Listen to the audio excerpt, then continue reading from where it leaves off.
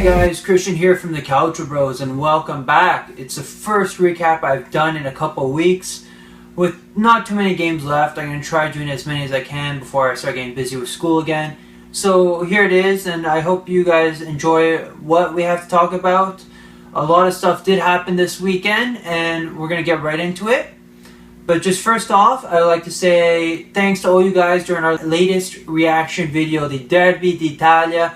We have over 7.7k views on it.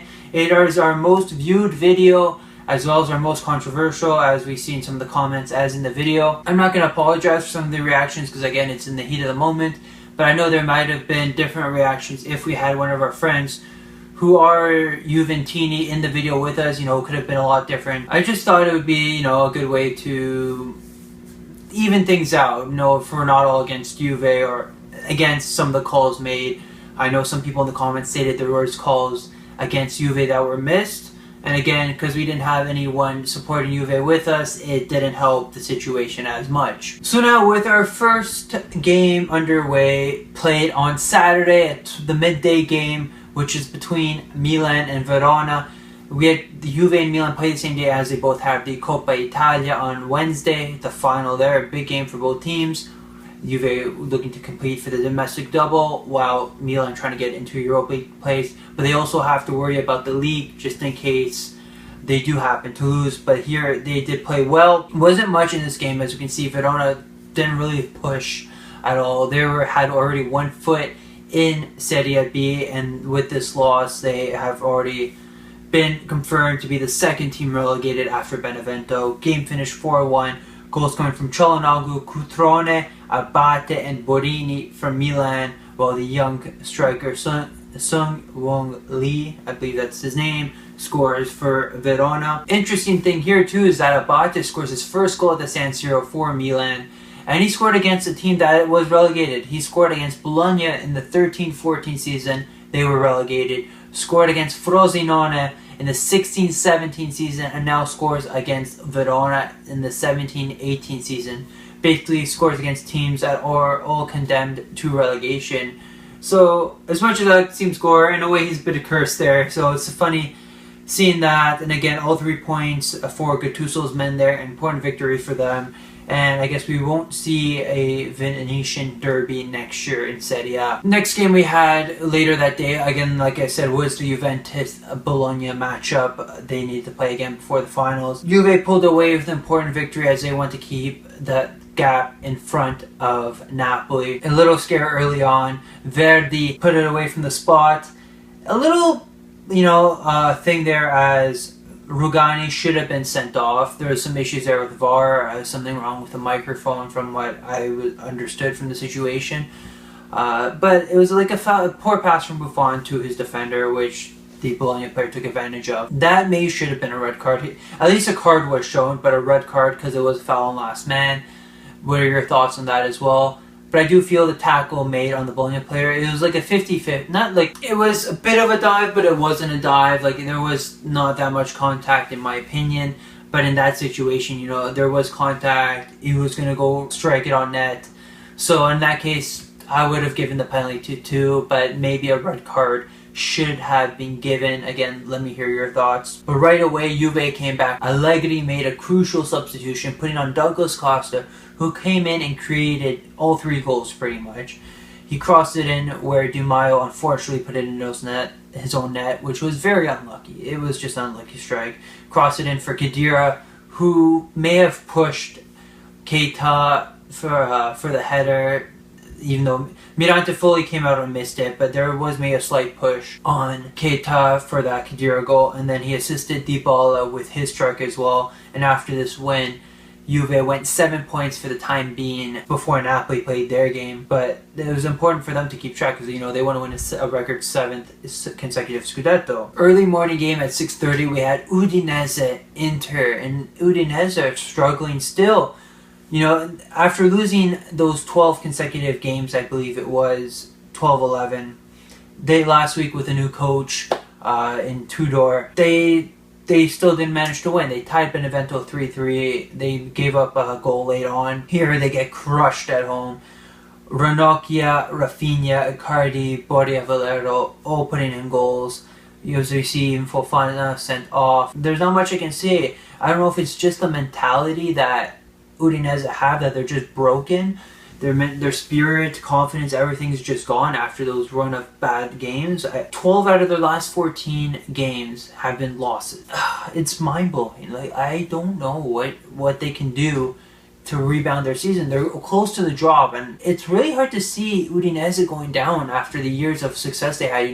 Alexis Sanchez, Toto Di Italia, Quinta.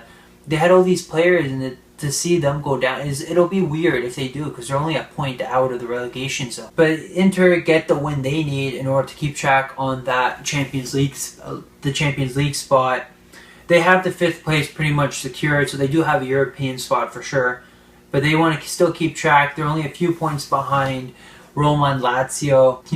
Inter want to get that. A lot of their players haven't been in the Champions League, so they want to get in there. Like players like Icardi and Handanovic, where they can become appreciated more if they play in such a prestigious competition. A lot of them are underrated because they have never played in that. So, and they want to get back. They haven't been in the competition, I believe it was, since 2012, maybe 2011, 2012, something like that. Shortly after they won the treble, they haven't had much success getting back into the Champions League. They have been in the Europa League, but haven't done well there since. So Spalletti is trying to get his men back in that competition. We'll move on to all our 9 a.m. games, and now we have one of the battle for relegation. Well, for one, Spal Benevento. Benevento, as we know, is already relegated. They could have played. They're just playing for pride, trying to get what they can salvage. Sad to see them go down, because ever since De Zerbi took over, he's really changed Benevento. They got players such as Diabate, Sagna, Sandro, key players who have helped change Benevento, and they have been playing better. If they had these changes at the beginning of the season, we probably wouldn't have seen them relegated so soon. Goals here scored by Poloski and Antonucci. Antonucci's goal coming from a penalty, but Ball getting 3 points to help move away from the bottom 3. They don't want to go back after a year of only being up. And it's close. It's a very close battle. Only separated maybe by 1 or 2 points from certain teams. So one win from any bottom team can really change how the standings are. And you don't know who could be that third team going down. So this again was a crucial victory, especially after Udinese lost and some of the other games that happened too. I really don't know who will go down. Let me know who else you guys think will probably be the third team joining Hellas Verona and Benevento going back down to Serie B. Here we have another battle of the bottom, Chievo versus Crotone, where Chievo getting all 3 points. Birsa and Stepinski scoring for them, while Tuminello scores late on in the 94th minute. Not much there. They try to get their hopes back up. Doesn't happen. Chievo, with this win, helped to move out of the bottom 3, and it would be sad to see both Venetian teams go down. Chievo have been in top flight for years. Crotone had the Cinderella story late on last season. They're trying to stay up again. I know I'm half Calabrese, so I would like to see Crotone stay up. They have been managing to get their points, but it's hard to say if they'll be able to keep up the run of form with the games they have upcoming. It's tough to see. They needed at least a draw here if they want to stay up.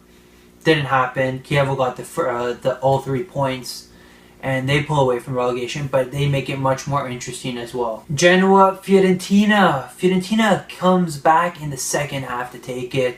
Fiorentina get goals from Benassi, then Esedic had tied it, and Dabo gets the winner, while Genoa had Pepito Rossi score his first goal since 2014 in Serie A, and it comes against his old team, Fiorentina. So I will give it to him. Good to see you scoring again, Pepito. Good to get you back in form, and I'm hoping this will help you get the run of form, the confidence that you need to keep scoring, and be on good form for Genoa. Get back in that scoring touch. It's good to see you score. And as well, we even had Lapadula, who hasn't had the best of seasons since leaving Milan. He scored 8 goals, I think it was last year. He hasn't had best of luck this year with injuries and playing time. We all thought Genoa would have won, but after the red card Pandev received, they came back and scored those 2 goals. And then Zukanovic was sent off from the bench. I believe it was for complaining, saying something maybe to the 4th official, to the main referee. Not too sure on that, but I know he was sent off from the bench. Fiorentina is trying to fight for that. They're trying to keep up with Atalanta, Milan, Sampdoria are all the 4 teams battling for that final Europa League spot for the 6th, 7th place. It's very tight, and they're trying to get in there. And ever since Astoria has passed, they have been incredible. Made 1 or 2 losses in their last 8-9 games, and they've been winning almost every single one. It's incredible. I believe this is 7 wins in their past 9. My God.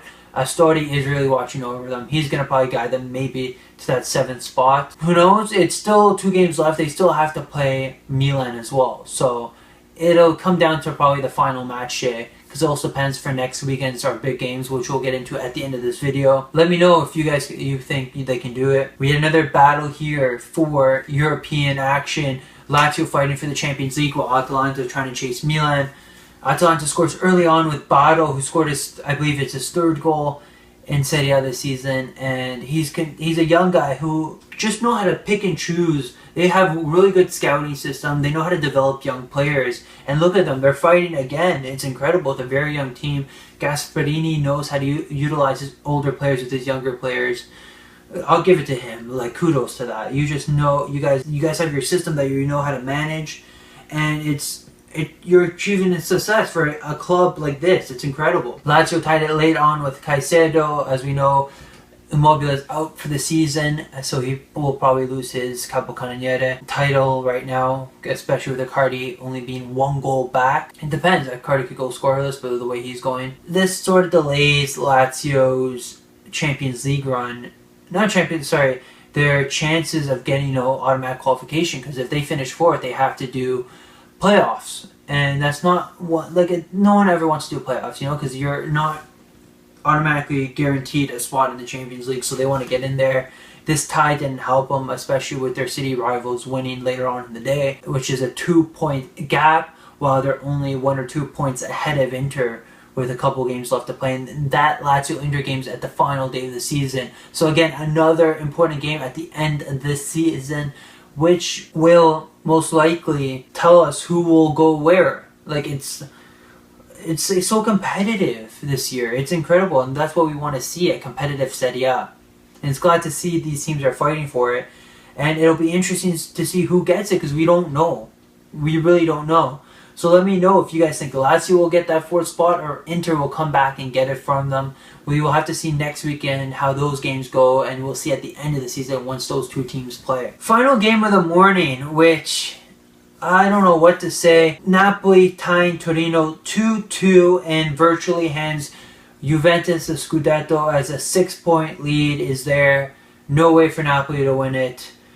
Juve needed 1 point to officially clinch it, but it is practically theirs even if they lose both games, as the head-to-head is tied, but then it goes on to goal differential and all that, which Juve have a lot. They have their goal differential so high that they'll get it. They have better goals for, goals against than Napoli, so either way, Juve are virtually Italian champions. This game, when I was watching it, it didn't seem like Napoli wanted to win. They wanted to win, but they didn't show it. There was no urgency. To me, that they only started playing right after De Silvestri tied with 10 minutes left to play. They just didn't show. Mertens was gifted an easy birthday present from Bordiso, who I don't know what he was doing, dribbling right in front of Sirigu, and all Mertens did was just tap it in. It was abysmal defending. Bazzelli tied it up thanks to deflection. Hamsik scored a beautiful goal, and then De Silvestri scoring the equalizing goal after I guess lackluster defending, you can call it. I don't know.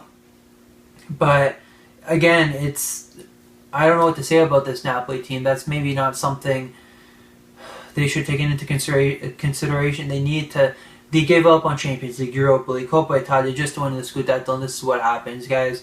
They didn't have the best of transfer markets either. You need 1 or 2 more players to help, but again, like I said, there's no urgency. There was no urgency in your play. This is what happens. You guys will finish 2nd. A hard-fought season, but you guys could have definitely done better. Midday game was Sassuolo. Sampdoria finished 1-0. Sampdoria don't have the best away record. It's incredible. They have a great home record at the Marassi, but go away. If you're just focusing on the away points, they would be closer to the bottom. They are terrible. I really don't understand it, but they just can't play away from the Marazzi. Politano continues his goal scoring run. With that goal and this win, they're officially safe from relegation, so Sassuolo will stay in Serie A for another year. And we'll see how well they perform next year as well, considering how downhill they were this year. Final game of the day is Cagliari-Roma. Roma want to focus now on Serie A after their exit in the Champions League after a hard-fought tie over Liverpool. Unfortunately, they didn't pass again, losing 7-6 on aggregate after winning 4-2 at the Olimpico. Close to tying it up, but fortunately they couldn't do it. So here they want to focus again, a lot of rotation in some ways, as we saw that Manolas was injured, we had debut from Capradossi, young guy. But Cagliari, they were playing with more urgency. They had fresher legs. Roma played with fatigue. They managed to get an early goal on with Under, who scored his 7th of the year, and another important goal too, who gave the Giallorossi the win they needed. And Cagliari, who deserved the goal, I would say. They deserved it after the amount of pressure they put on. They played really well. Allison really kept them away from scoring, and they couldn't just break him. Maybe a couple questionable calls where they could have had a couple penalties, maybe free kicks just out the box. I know VAR can't do free kicks, but it's just something to look at. But there was the one tackle from Kolarov. Looked like he got the ball, but mainly the man. But it's up in the air. But it was really, really close. I'm just surprised he just didn't go to VAR to double check in that situation. He did book Cepatelli for protesting in that situation, or Jonita. There was a lot of complaining, but we'll put it that way and saying like they weren't happy. They felt they should have gotten a penalty. But if you guys feel it was, let us know. If you guys think it wasn't, same thing, let us know. Before we go on to the standings, it's hard to say best player, but I think I will go with Douglas Costa. Came off the bench, provided 3 assists to get Juve the victory they needed to stay on top of Serie A. Played really well, and I don't know why Allegri keeps keeping him on the bench most of the time, but he needs to play more games. He was crucial in their Scudetto run for getting those. He has 13 assists. It's incredible. Like, he creates everything for them. He's very talented, knows how to whip in a ball, knows how to score. He's a very crucial player to this Juventus side. Goal of the weekend, I'll probably give it to Martin Hamšík. He scored a really nice goal to bring Napoli up front. Fortunately, it didn't help them, but it was a really nice strike to give him the lead and get the hopes up again, to feel like, oh, we're still catching up. But I know it's too late it was a little too late, but it was even his 100th goal in Serie A too. So I guess in a way it's a little momentous at the same time. We'll go on to the standings now. Looking at the top 10, we know Juve and Napoli have clinched the Champions League spot. Still up in the air between Roma, Lazio, and Inter. Only 4 points separates Roma and Inter with 2 games left. As I said, Lazio and Inter play each other last game of the season, so that'll be crucial. Milan, Atalanta, Fiorentina, and Sampdoria all separated by 6 points. I find it a little more difficult for Sampdoria because 1 point from Milan would probably push them away, right? But depends how Samp do next week, because they do play Napoli, and that'll be a little difficult to see. Atalanta, Fiorentina are very closer to that position, in a better off position. Milan playing Atalanta and Fiorentina too in the last couple games, so that will really determine who will get these final spots. We'll also have to see too, considering Milan have their Coppa Italia finals, because if they win it, they get automatic qualification to the Europa League. So depending how that goes too, it may not matter too much how the season goes, as it may open up another spot, but it depends to how they do. So we have to wait and see until Wednesday to see how that final goes. We'll go on to the bottom half of the table. Genoa, Sassuolo are safe. Bologna need pretty much a point to officially be safe. And as you see, from Spal all the way to Cagliari, 2 points. 2 points. Anything will happen. And it's hard to say who will go through, because a lot of these teams are playing others that are very close to them. And it'll be tough to see who will come out on top and who will get the important victory. So some of these teams playing Verona and Benevento, who are already relegated, they're just playing for pride, whatever's left, while others are still fighting for something. So it depends what they can do. Let me know, guys, what you think. What team will finish where? Who you think will be the third team going down? Who you think will go to the Champions League, Europa League? If you guys even think who the eventual Coppa Italia winners will come up. Either way, it'll still be a Juventus-Milan Supercoppa battle. Who will come out on top in the final on Wednesdays? Comment below, let us know. So before we end off the video again, we're going to go on to next week's games. On Saturday, we have the two games. Benevento, Genoa opening at 12, and then Inter Sassuolo at 2:45. Sassuolo beat Inter the last time around, but Inter in much better form now, and they have a better chance at taking this, and there's more to play for the Nerazzurri. There's also no more 6:30 games, so they're all most of them are now 9 a.m. games.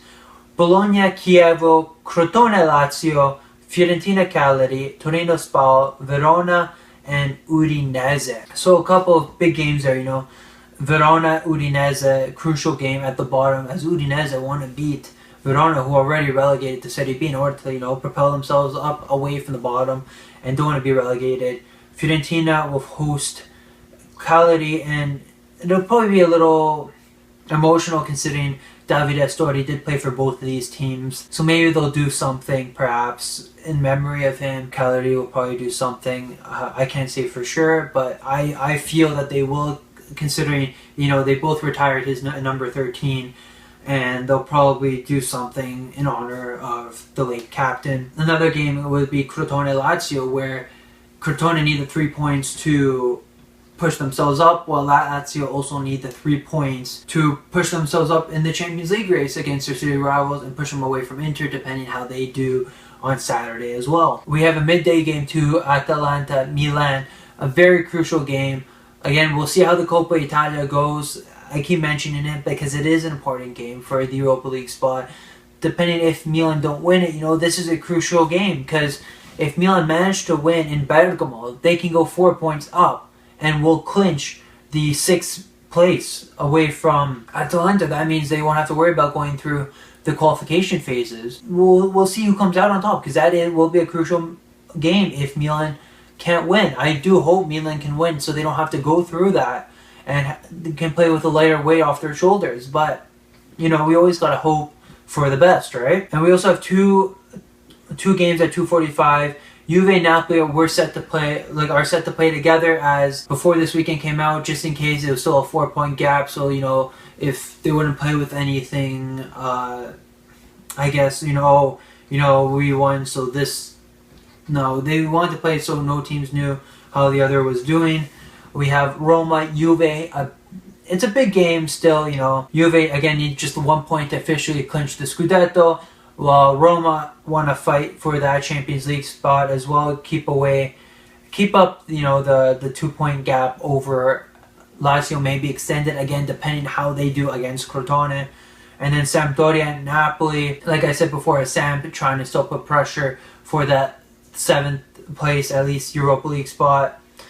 And then Napoli just fighting for pride here, I guess. They will, again, finish 2nd, so they're just trying to end out their season on a high note. So that's all for today, guys. Hope you enjoyed the recap. Again, I hope to try and do the last couple games if I get a chance before I get too busy with school. And we hope to do a lot more stuff during the summer as well. Let us know what you guys think about this past weekend. What are you guys looking forward to in this coming week? Who you think will win in the Coppa Italia? Your player of the week? Your favorite goal this weekend? Let us know. Comment all down below or tweet us, up to whatever you guys want to do. Don't forget to follow us on Twitter, Calcio_bros, and subscribe on YouTube for more Calcio content. Hear from you guys soon. Ciao!